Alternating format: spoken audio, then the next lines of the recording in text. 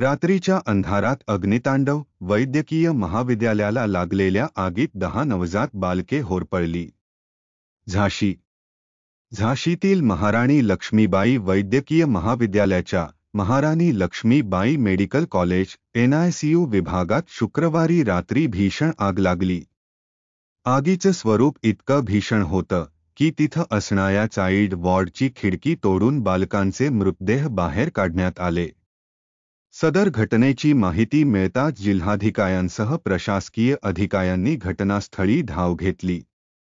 उत्तर प्रदेशचे मुख्यमंत्री योगी आदित्यनाथ सुद्धा या घटनेमध्ये स्वतः लक्ष घालत असून त्यांनी तातडीनं तपास यंत्रणा कामाला लावत 12 तासांच्या आत चौकशी अहवाल सादर करण्याचे निर्देश दिले.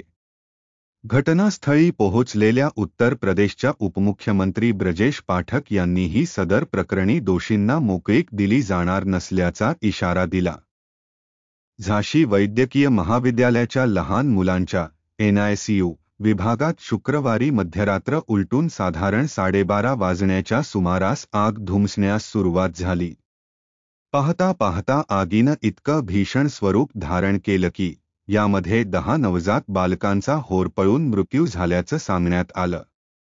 आग इतक्या भीषण स्वरूपात होती की कक्षाच्या खिडक्या तोडून त्यानंतर तिथून 36 मुलांना बाहेर काढण्यात आलं. याच मार्गानं मृत बालकांनाही इथून बाहेर काढण्यात आले.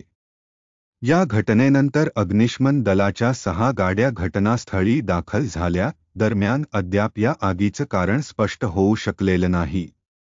ओम न्यूजसाठी ओंकार वसेदार चॅनलला लाईक करा, शेअर करा, सबस्क्राईब करा आणि बेल आयकॉनला क्लिक करा. नवनवीन बातम्या आणि जाहिरातीसाठी संपर्क 6363487101.